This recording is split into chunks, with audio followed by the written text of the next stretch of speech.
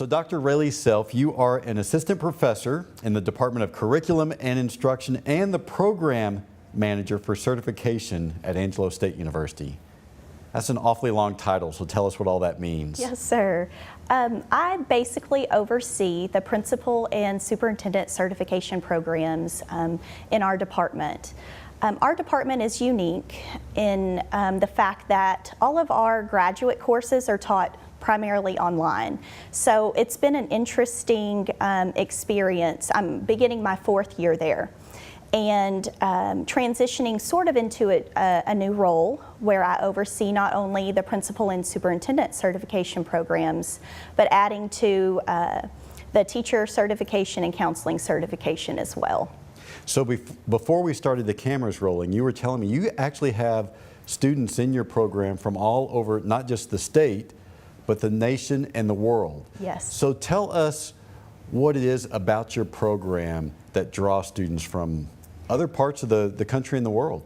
There are a couple of our programs, the principal certification and counseling certification, that have actually received national recognition for the program quality and also the affordability as well. And I think that's primarily the draw to our particular certification programs. We currently have over 1,200 graduate students in all of our programs combined, and they do span all over the United States and in other countries as well. And there's a very good reason why your programs are all online. Maybe people don't stop to consider that, but explain why that is. Absolutely. Online courses cater to working professionals, teachers that are in the classrooms that might not have the time to attend a traditional face-to-face course. And in this day and time, we want to work with those working professionals and provide those opportunities for them to grow and, assume those counseling or principal or superintendent posts that they strive to want to be one day. So the program that you're involved in, why is it meaningful both to you and to others? For me personally, the principal certification is near and dear to my heart.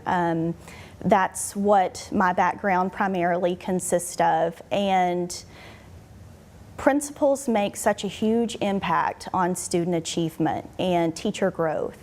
And I feel a huge responsibility to provide the best quality program that I possibly can and help them lay a foundation, because I can't teach someone everything about being a principal, but I can certainly help lay a solid foundation for them to build on. And superintendents as well, they're the leaders of our districts. And I've had the opportunity to collaborate with several superintendents to revamp our certification program in that area and make it a higher quality program. You previously were a teacher and an administrator in the San Angelo ISD, and you sort of fell into teaching by accident. Talk about how you came to become a teacher. I did. It was very unconventional. I actually have an ag background. My bachelor's is ag business, and I have a master's degree in animal science. And after I completed work on my master's degree, I had a family friend approach me, Joanne Walter. She was the director of the Career and Technical Education programs at SAISD. And she said, I have an opening at Lakeview High School. I think you really need to go talk to the principal, Matt Smith, and check that out. And we talked about what that teaching post would entail, and it was very interesting. It was a business computer information systems teacher, and basically we taught all of the basic Word, Excel, those software programs. And after the interview with Mr. Smith, I left and I thought this would be such a neat experience. And fortunately, I was offered the job, and I have not turned. It was definitely divine intervention. Let me put it that way, because my first day in the classroom was literally my first day. I had no student teaching experience whatsoever because I went the alternative certification route.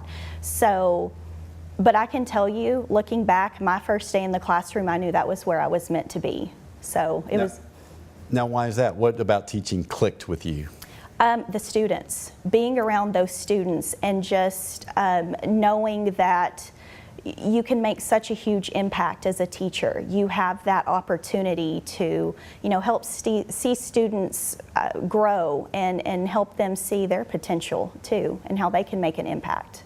So at a certain point, you decided to move into administration. Why was that choice made? I did. I was very fortunate. There were several people who saw something in me, and that's something I think great leaders have the innate ability to do, is to see the potential in others and help them attain that potential and see it for themselves. But there were, Dr. Carol Ann Bonds was one of those individuals, and my principal at the time, Matt Smith. I kind of asked, Mr. Smith, should I pursue a master's in school administration? And he was like, absolutely. Why haven't you been working on it before? He was very charismatic. And so I started working on that. And little by little, he kept giving me additional responsibilities.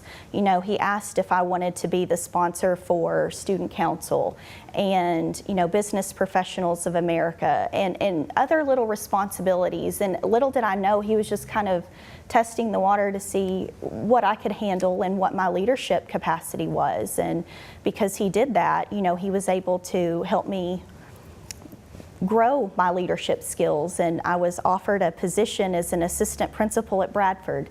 That's where my administrative journey began, and I was very fortunate to be there and learn from Raeyle Taunton, and also transitioned to middle school at Glenn Middle School. I was there for 3 years as an assistant principal with Mary Gail Stennett, another great leader, and finally ended up as the principal at Goliad Elementary before I made my way over to Angelo State. Now, what did you like about being a principal, and what were the challenges of that job? There were many challenges, but the rewards definitely outweighed the challenges. I loved the students, and honestly, I loved the teachers, because those teachers definitely have a heart and love for their kids. They definitely aren't in it for the money, because there is none, but their passion and their drive and how they want to help make a difference for their students, that was one of the things that I dearly loved. And some of the challenges were definitely working with students that came probably from less than ideal circumstances. That was really difficult for me, because I was very fortunate to have grown up. My mom and dad worked hard for what we had, what they had, but I never worried about having to eat, or I never worried about, what clothes I was gonna wear. And there are kids, in our community and at the schools that I worked in that was a definite need for them, and that was really challenging to see, them have to live through that. But again, those teachers rallied and always took care of the kids, and they're some amazing people. And at a certain point, you decided to pursue a PhD. I did. Was that difficult? I mean, balancing work and school Absolutely. at the same time? And I joke, when people and we have this conversation, my husband's name should probably be on my degree with me on that diploma, because I could not have done it without him and my family. My girls at the time were young.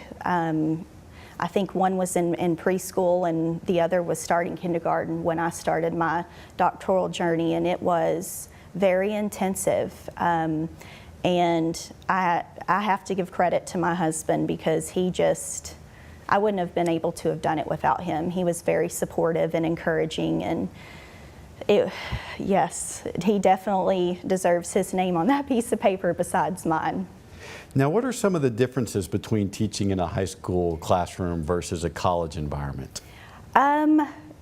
There are some stark differences, and I think basically because of the kind of online courses that I teach at the higher education level. I definitely miss being able to interact face to face, and make sure that our students are understanding the concepts that we're trying to convey in an online environment. Because I think, honestly, from a teaching perspective, teaching online is a lot more challenging than teaching face-to-face because of the different learning styles. You know, people learn differently and at a different pace, and that's perfectly fine because that's what makes us unique. But trying to deliver and touch on all of those learning styles in an online environment is extremely challenging. So you are also actively involved in your profession outside of the classroom. Why is that important to you and maybe to all professionals? I think it's important to, be involved outside of your profession because, number one, things change, daily, sometimes hourly, depending on what industry you're in, and it's important to get those updates. I think, being a member of a professional organization keeps you connected and plugged in. Another great opportunity for, interacting outside is networking, meeting people and making those connections and, having people that you can contact and say, hey, what did you do with this? Or do you have any ideas on how I could address this? I think that is very critical. Now, in addition to your many professional activities, you are involved in a whole host of civic activities, and that is far too long for me to list all those right here. Most of those seem to involve young people in some form or fashion. Why are you drawn to those sort of volunteer experiences in particular? To put it simply, I believe that youth are our future.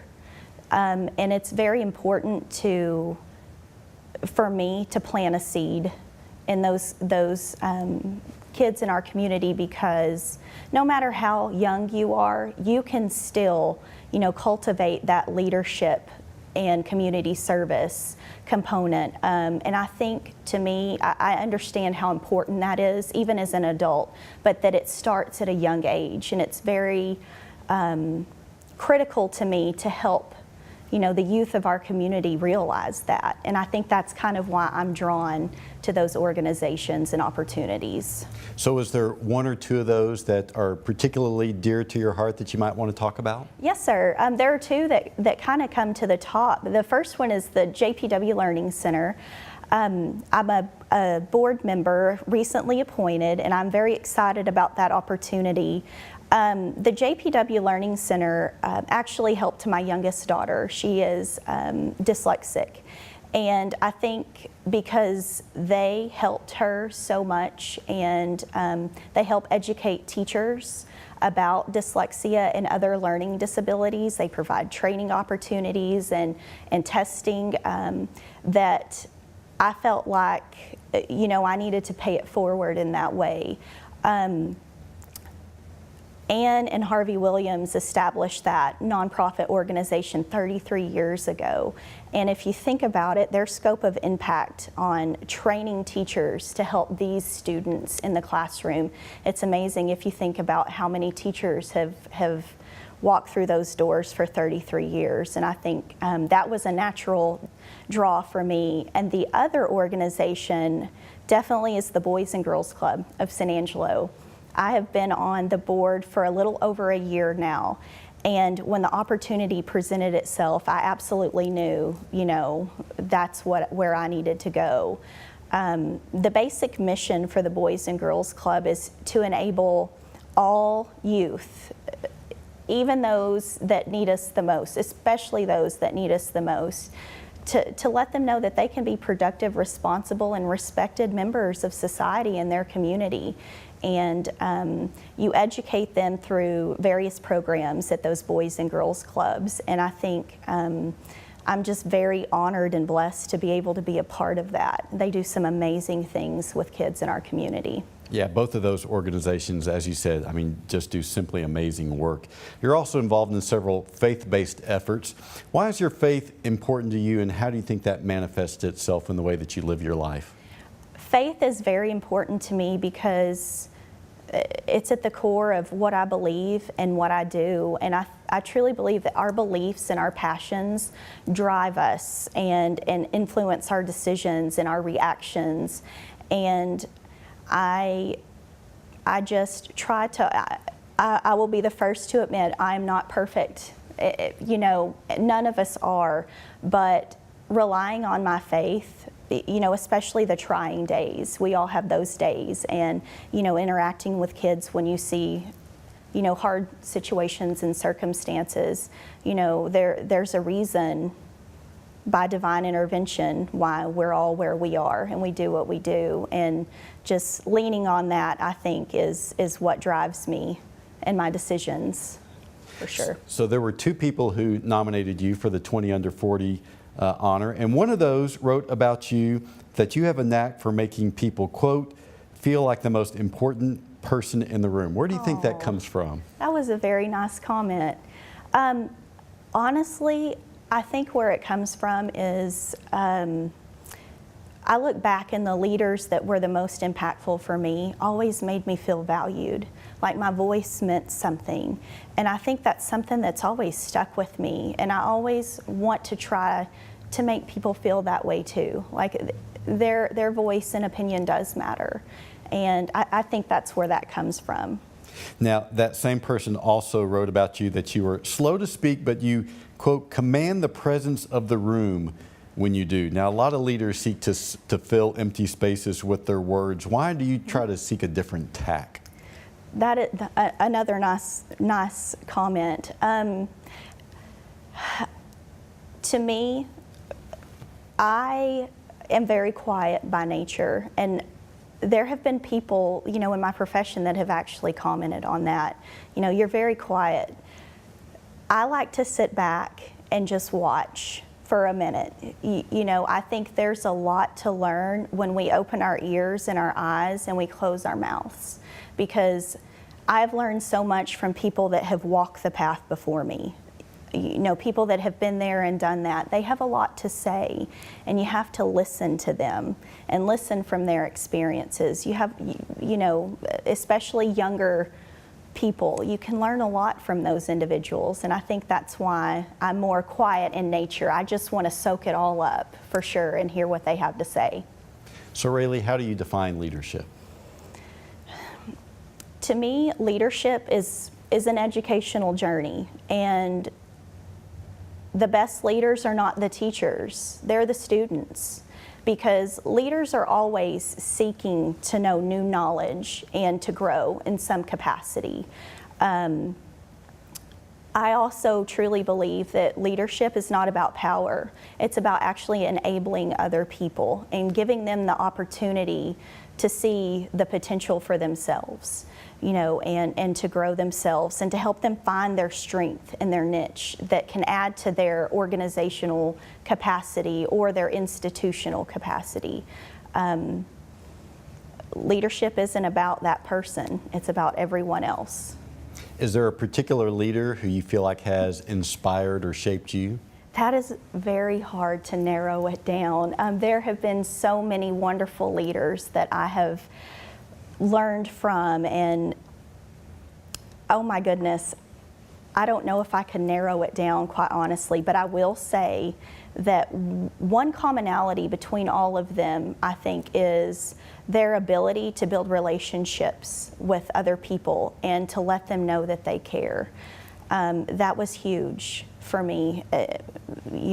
Just thinking back, a couple that I mentioned, Matt Smith and Carol Ann Bonds, they were, huge on cultivating relationships and making sure that, people knew that they cared, and all of the principals at the campuses that I was able to work at, and just, oh my goodness, and even my parents, they sacrificed so much for my sister and I, but education was always a priority. And my mom, to this day, I remember my dad when I was in primary school, he was a school board member, and he always, talked to us about giving back. You've always got to give back. And my mom kind of assumed his role and is still on the school board to this day. So it's very hard to narrow it down to one person. So what pitch would you make to young professionals to invest themselves both into their professions and into their community? I think, even though this is very simplistic, build your leadership legacy. Your legacy is what you're going to leave behind, and your mark on not only your community, but I mean your state, the world you live in. You know, really work on cultivating a solid leadership legacy. Dr. Raeyle Self, congratulations on being one of this year's 20 Under 40 honorees. Thank you very much.